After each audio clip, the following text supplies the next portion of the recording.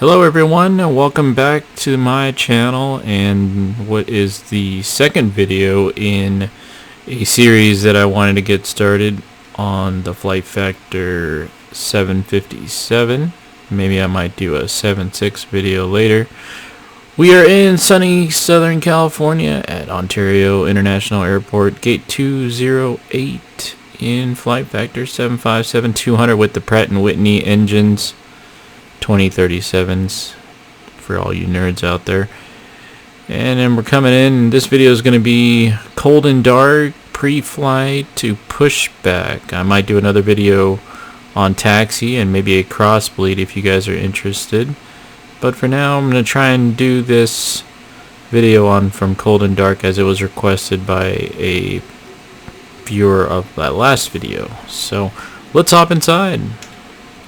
So as you can see, the panels are all shut off. Nothing's powered. It's literally cold and dark. Well, it's not really cold. We're in Southern California, but yeah, in essence, we're in cold and dark state.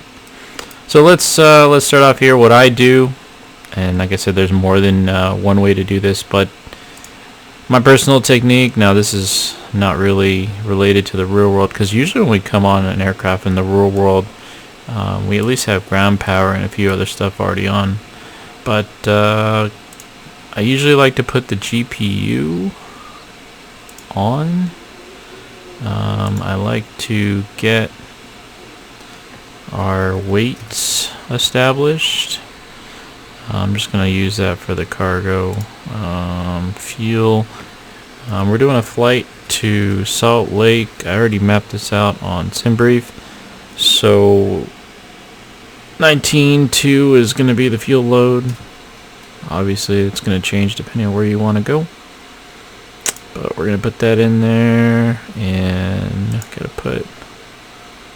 is it stairs? No, we had to put the passenger bus. I think the stairs as well. Call the fuel truck in and get this thing loaded. Okay, while that's going on, let's go up to the overhead panel. Now, in the real aircraft, we would come in, we would check the paperwork. If it was somewhat powered, we could do the takeoff config, but that's not really modeled in this aircraft. So slight differences. Again, this is just a flight sim.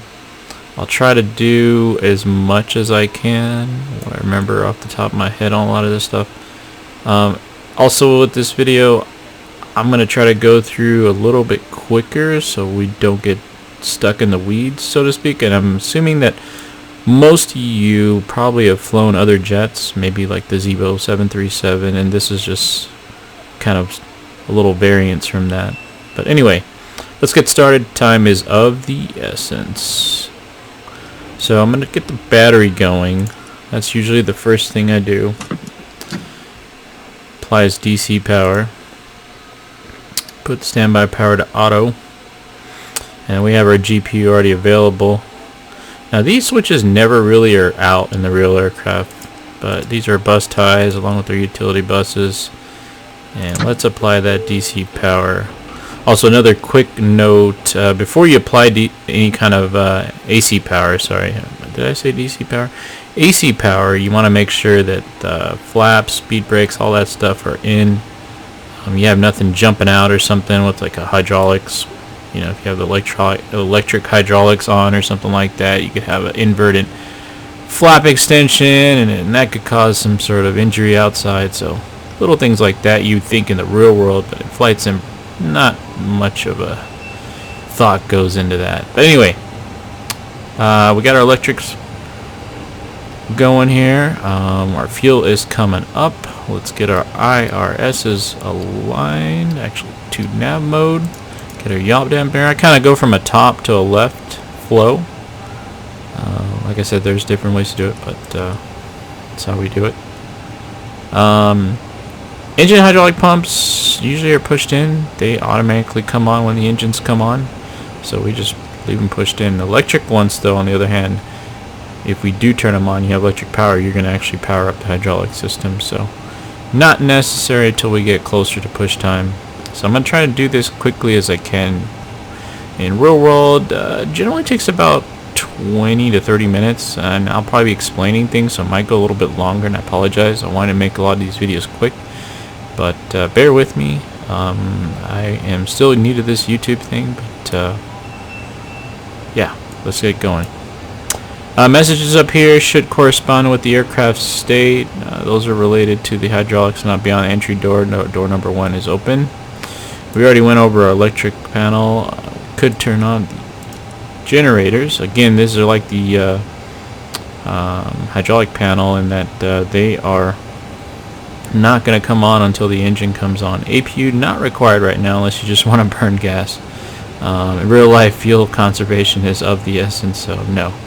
Not going to turn that on just yet. Go up here. I'm not sure what this is. I think this is has something to do with the security system of the door, but we don't have that in real life anymore. At least we got rid of that thing. It looks like something out of the 80s anyway. Emergency lights coming on arm. Do not press any of these guarded switches, or you might have to call maintenance with the ram air turbine or the passenger oxygen masses dropping. The start system, 1 or 2 is fine, or both. In flight sim, I don't think it matters. Real life, it just means the igniters, which system's working. Generally, we alternate that way. One igniter doesn't have extra wear than the other, but we'll leave it on 1. Start switches go to auto. Fuel pump's not worried about. We're not going anywhere just yet. NIA switches should be off. Let's get some lights going. Position light, get a logo light. Now the other lights are required for now. Window heat, get those going. Not worried about HF. We're only staying domestic, so none of that. Comm panel up here should be, that's just really to get attention in the back, if you want to call it back. Passenger signs on. Put this to auto, 1 or 2, doesn't matter. Leave it in 2. Field elevation of our landing airport, in this case is Salt Lake. It's like 4230, I believe. I can't remember. I'll put 4240 in there. Obviously you want to double check that with your paperwork. Equipment cooling stays off. Come down here, got our lights. Obviously if it was nighttime or something, we could adjust our lights there.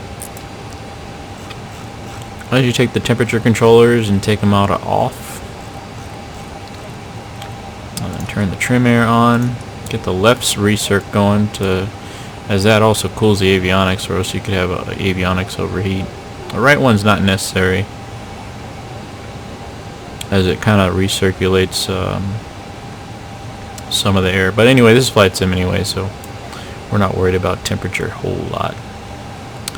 As we work our way down the panel here, isolation valve can come on. If we have some ground air, we would have some air flowing, but again, not too worried about the temperature. Working our way to the left side of the cockpit, again adjusting lights. Instrument source selector should be just like as it is on the left side up here on the knobs. None of these should be depressed unless directed to by a QRH. Airspeed indicator shouldn't be reading anything erroneous, no flags, nothing like that. Our primary flight display and our nav display is coming up with our IRS's altimeter. Obviously get the correct altimeter for the field you're operating at. I think it's 2996.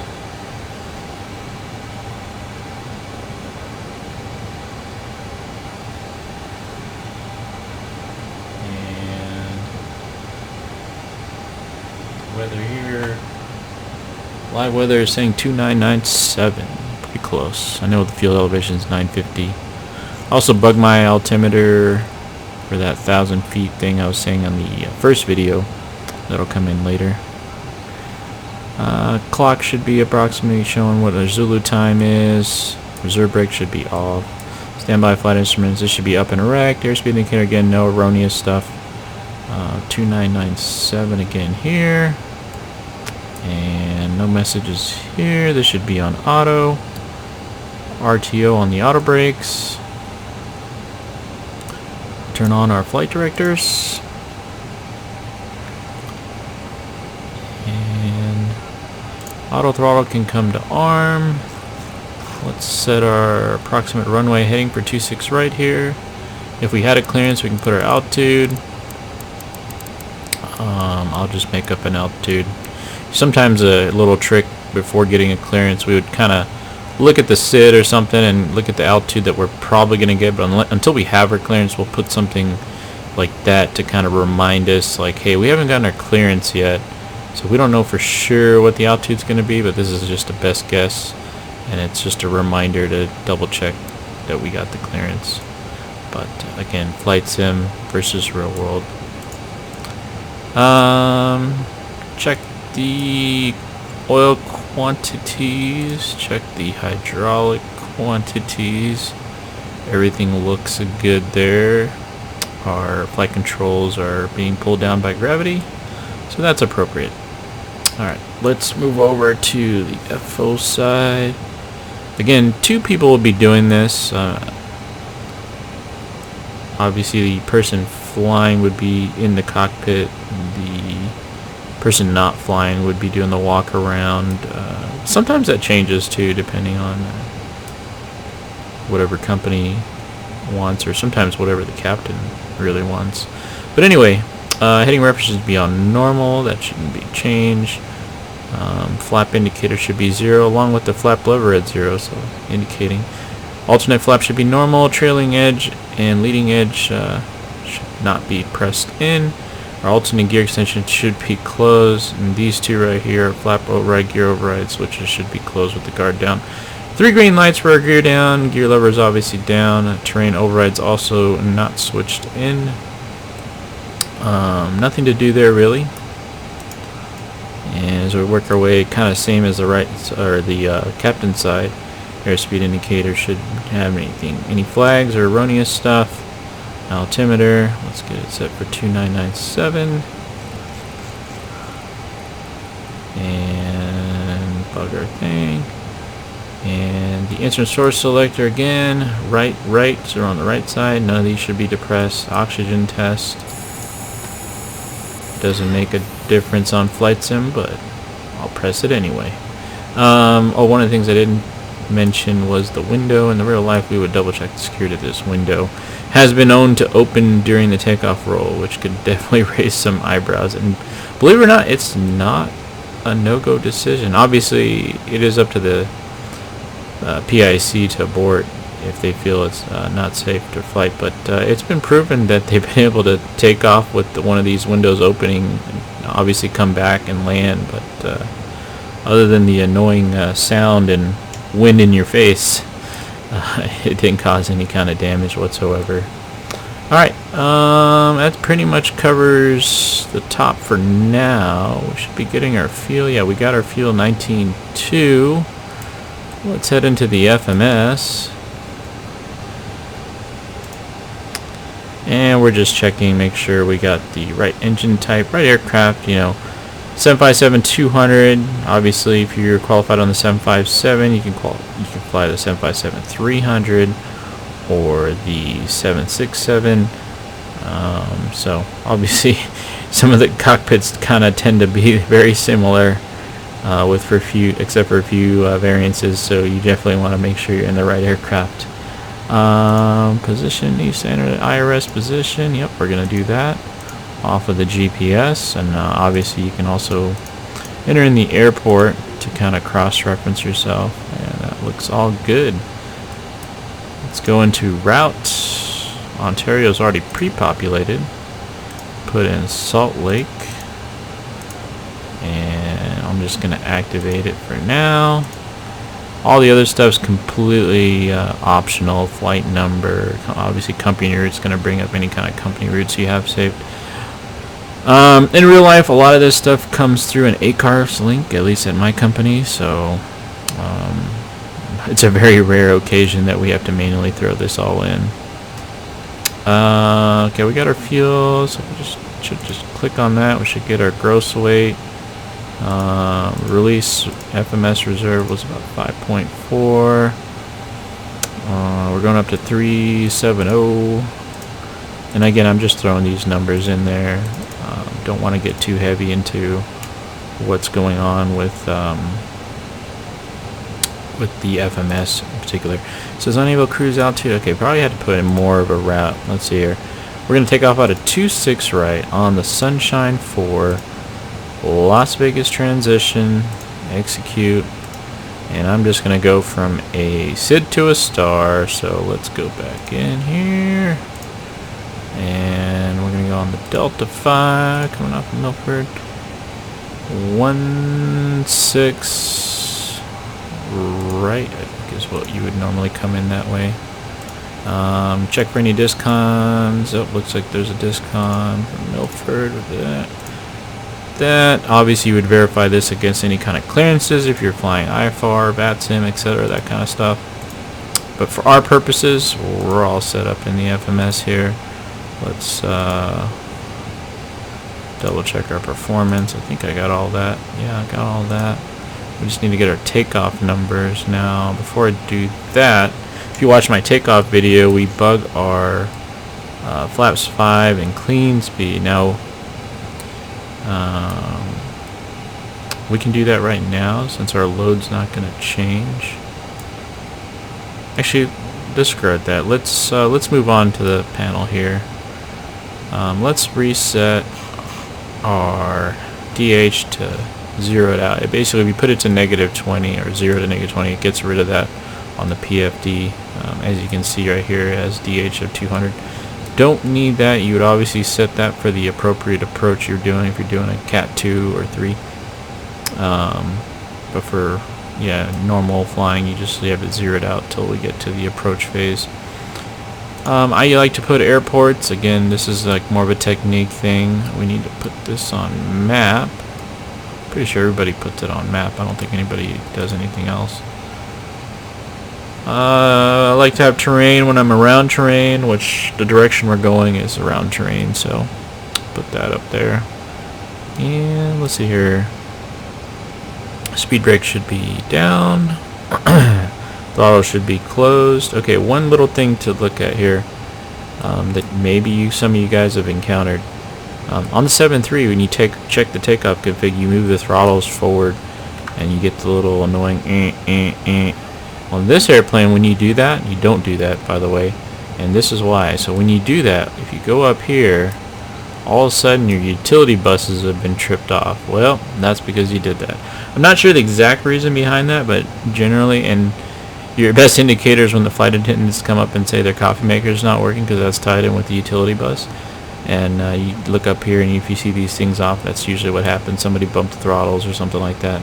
So all you got to do is recycle these, and now you have your utility bus back. But just a quick FYI, if you've ever encountered that before, you don't check the takeoff config by moving the throttles up on this airplane, which is something you do on the 737. Okay, fuel control switches should be cut off. Obviously they shouldn't be at run if the engines are stopped. Our stab trim cutout switches should be on normal, as they are. Let's get rid of this. Get rid of this armrest. There we go. Audio panel should be set up the way you want to set it up. Now, I mean, I set it up with ATC on the left side and guard and company frequency or something like that, ops frequency on the right side if you have two radios. Weather radar should be off. In this case, the test position is off. As you work your way down, don't see a TCAS test. Also selecting which radios you want to hear to. These are what you want to hear. So, which is kind of weird. It's kind of backwards actually. When you deselect it, it should turn off. When you select it, the light should come on, which is kind of backwards on this aircraft. And then these are what you want to transmit on. I don't know how accurately this replicates it, but if you have any issues, that could be why. Alright, so let's look more on the center panel. I don't have a view saved for that. Alright, couple other things. Not worried about the ADF, nobody really uses that. Fire tests, usually on the first flight of the day we do the fire tests, and that consists of pressing it. Should get light, light, light, two lights there, 5 messages, 2 warnings. Okay, everything checks. Wheel well fire. Normally the bells are a lot louder in the real aircraft. Wheel well fire, 2 warnings. It all checks. Okay. Moving over here, ILS frequency should be parked. Obviously, if you have a transponder code, you would put it in.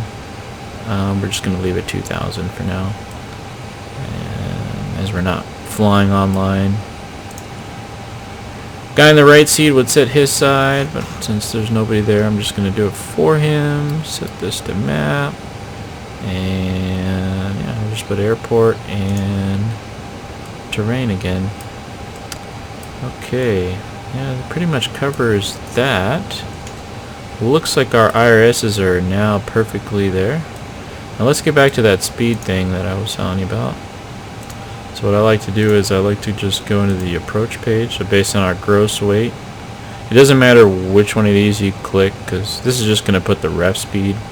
That's not what we're looking for, but when I do that, it puts our flaps 5 clean speed and our flaps up clean speed, and in between would be the flaps 1. Go back here and let's put in our regular stuff now. I'm going to put flaps 5, and I use TopCat to come up with some of these numbers. Obviously you can put in whatever is appropriate to the conditions in the airport you're taking off of. CG gets auto-populated, which is nice, and I'll put a D rate of 45. Should give me an EPR of 1.35. Yeah, there you go.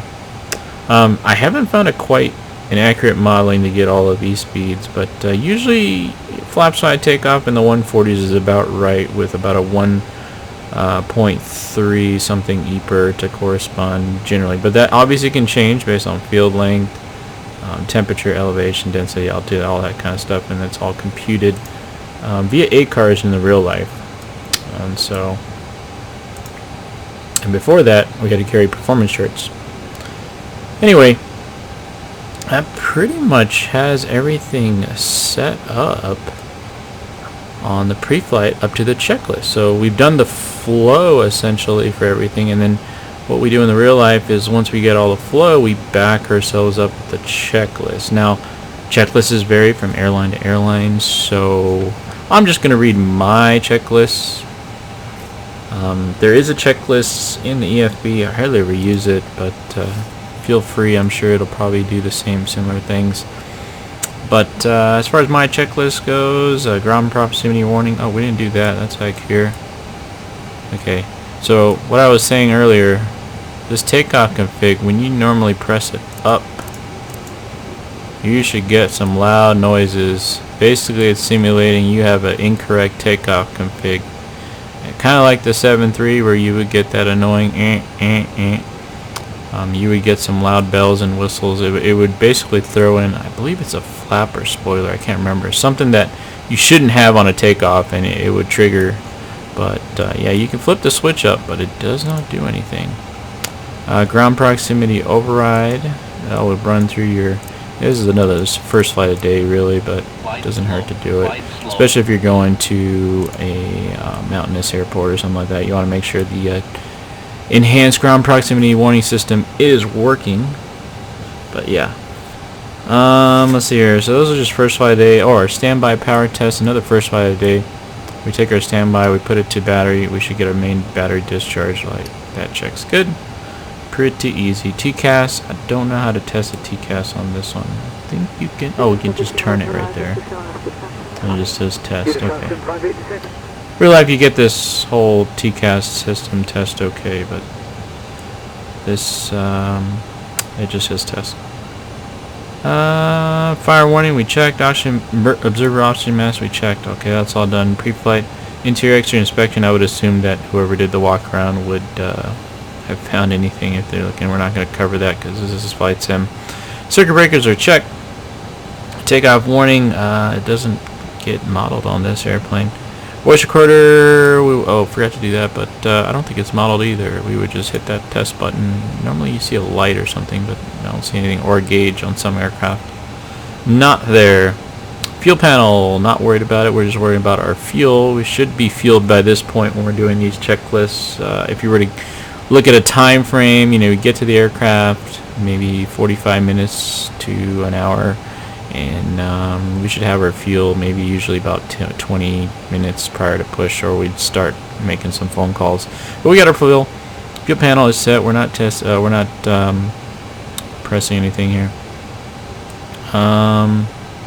Passenger signs are on. Presentation panel is set for Salt Lake City, and equipment cooling panel is off. Or sorry, it's set, should I say. Boat control panel is set. Actually, no, it's not. I forgot to put the LNAV, VNAV since we got our FMS in there. So we got flight directors, auto throttle, LNAV, VNAV. At this point, we should have a clearance, so we would verify our altitude that we're going to initially. So yeah, mode control panel set, windows closed and locked, and the other person would say the same. Oxygen mask, check, check. Instrument source selectors, talked about that in the beginning, checked, and the other guy would be checked. Altimeters, 2997 would be cross-checked. You look over there. Flight nav instruments, I got LNAV, VNAV, takeoff. That is checked, no flags. Reserve brakes are off, right here. Standby flight instruments, these three are checked good. Heading reference switch is on norm. Ground proximity override switches are off. ICAS, I don't think I mentioned this, but you would want to make sure that none of these messages are not appropriate for the condition. So hit recall, gets all the messages. You got 3 pages to go through, so you go through here. Obviously our hydraulics aren't on, engines aren't running, right recirc is off, and the packs are off, so that all makes sense. Hydraulic system pressures off, obviously. Spoilers, none of those will be working with the hydraulics. Our fuel pumps are off. Brake source, again, that's hydraulics.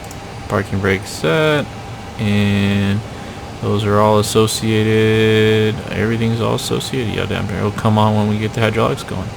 So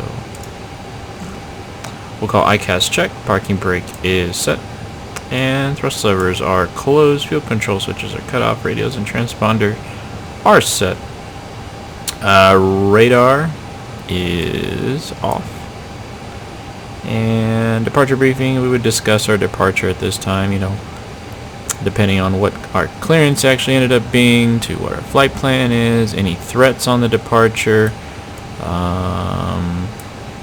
We could bring that up, but let's just for the video's sakes, obviously it's sunshine departure, so we know there's some terrain up there. There's a hold down altitude, I believe, at 8,000, so that's another threat right there, because the VNAV will capture that if you're climbing really fast. Don't think it's a factor. But yeah, we would talk about that and talk about threats in the area, any weather, any passenger issues, anything that's of concern on the departure, any special configurations, anti-ice, that kind of stuff. But that varies from company to company, so I'm not going to get too deep into that. So we're going to call that complete. Logbook and QRHs, we'd want to make sure we have our QRHs on board. Our aircraft logbook is no write-ups, obviously, but again, flight simulator does not simulate any of that stuff, so not concerned. So we'll call that on board. Fuel required, we would pull up our release paperwork, the dispatch paperwork that we can get from SimBrief. Double check our fuel load, 19.2 on the paperwork, and 19.2 in the tanks should correspond thereabouts approximately. But again, flight sim, we don't have the AP running, so we're not burning anything right now. And so our pre-flight is complete, and usually you want to get that pre-flight complete about 10 minutes prior to pushback, if you want to get it on time. It doesn't have to be rushed, though. You do want to be aware of your time, but at the same time you don't want to rush. On time is nice, but safety is more important in the real world. But yeah, we're all set up. Let's get that APU going. And we got our APU going. We can monitor that here. Oops, wrong button. We can monitor that on our status page. There it is, coming up. and we're pretty much good to go now. Once that APU comes up, waiting on final paperwork from the baggage handlers downstairs. Final gate agent, or the gate agent's going to submit their final load and how many people are getting on the aircraft, and we should be getting ready to push. So hopefully it hasn't taken me too long to go through all this. Hopefully I haven't bored you to death. If you have any questions or want to know more, please leave some comments and I will do my best to answer. And I'm also not a master at everything, so if you have any more tidbits of information, I know the last video somebody mentioned the flaps 1 and why the flaps 1 about concerning the tail strike. That totally makes sense. So I appreciate comments like that. I'm always learning, well, just like everybody else. You know, you're never gonna know everything about aviation and even the aircraft you fly. So it's nice to always get people's inputs and feedbacks. But I just want to get everybody a cold and dark video, pre-flight to pushback, and pretty much get going here. So hope you guys enjoyed, and we'll be setting up for the pushback, and I will try to make that into next video. Thanks a lot for watching. Again, leave comments if you have any feedback or any ideas of what other videos you would like to see. Again, thanks a lot. Hope you guys all have a great weekend. Talk to y'all later.